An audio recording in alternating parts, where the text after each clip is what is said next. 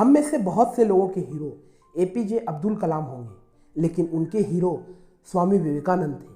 हम में से सभी लोग लाल बहादुर शास्त्री और सुभाष चंद्र बोस को अपना हीरो मानते हैं, और इन दोनों महापुरुषों के हीरो स्वामी विवेकानंद हैं। हम में से बहुत से लोग निकोला टेस्ला के 300 से ज़्यादा पेटेंट और आविष्कारों से प्रभावित हैं, और उनके हीरो भी स्वामी विवेकानंद ही हैं।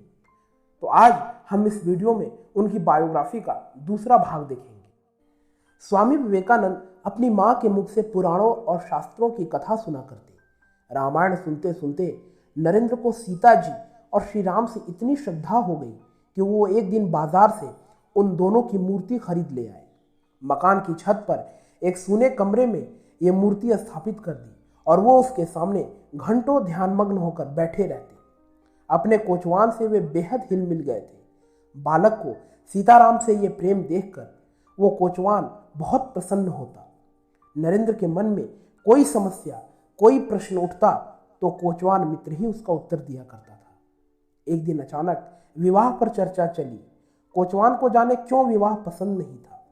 उसने विवाह का ऐसा भयानक चित्र खींचा कि नरेंद्र बेचैन हो उठे। वे रोते हुए माँ के पास गए। माँ ने बेटे से रोने का कारण पूछा तो उन्होंने कोचवान की बात सुनाई और कहा कि माँ, मैं सीताराम की पूजा कैसे करूं? सीता तो श्री राम की पत्नी थी। माँ ने उन्हें गोद में बैठाकर आंसू पोंछे और बड़े दुलार से कहा, सीताराम की पूजा ना भी करो तो कोई हानि नहीं, कल से भगवान शिव की पूजा करना। नरेंद्र बड़े नटखट थे। उनके ऊधम के मारे सबकी नाक में दम था। बड़ी बहनें उनके पीछे पड़ती कि पकड़कर पीटे। नरेंद्र चट से नाली में उतरकर बदन पर कीचड़ लगा लेते। बहनें अपवित्र होने के डर से उन्हें छू भी ना पाती। वो विजय गर्व से ताली बजाकर कहते, लो पकड़ लो मुझे। घर में जाने कब से चले आ रहे देशाचर और लोकाचार के नियमों को नरेंद्र बचपन से ही नहीं मानते थे। इसके लिए माँ अगर झुंझलाती या डांटती तो वे निरी भाव से पूछते कि थाली छूकर बदन पर हाथ लगाने से क्या होता है? बाएं हाथ से गिलास उठाकर जल पीने से हाथ क्यों धोना पड़ता है? हाथ में तो जूठन नहीं लगती। माँ इन प्रश्नों का कोई संतोषजनक उत्तर नहीं दे पाती। नरेंद्र उद्दंड हो उठते और नियमों का उल्लंघन करते।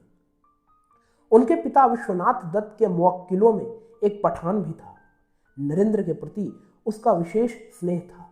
उसके आने की खबर सुनते ही नरेंद्र दौड़े जाते और उसकी गोद में बैठकर पंजाब और अफगानिस्तान की हाथियों और ऊंटों की कहानियां बड़े चाव से सुनते। कई बार नरेंद्र उस पठान के साथ जाने का अनुरोध भी करते। वो मुसलमान सज्जन हंसते हुए कहता, तुम 2 अंगुल और बड़े हो जाओ, तब मैं तुम्हें अपने साथ जरूर ले जाऊंगा। नरेंद्र कभी कभी अगले ही दिन पंजों के बल खड़े होकर कहते, देखिए मैं रात भर में ही 2 अंगुल बड़ा हो गया हूं, अब आप मुझे अपने साथ ले चलिए।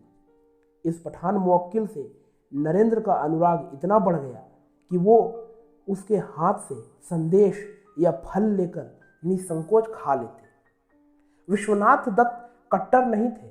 उनकी दृष्टि में सभी जाति के लोग समान थे। इसलिए उनके नज़दीक नरेंद्र का मुसलमान के हाथ से खाना कोई अपराध नहीं था, पर परिवार के दूसरे लोगों को इस पर आपत्ति होती थी। स्वामी विवेकानंद बचपन में सोचा करते कि अगर कोई दूसरे मजहब के हाथ का खा ले तो उसका क्या होगा? क्या उसके सिर पे छत टूट पड़ेगी? क्या वो मर जाएगा? इत्यादि। यहाँ पर समाप्त होता है दूसरा भाग।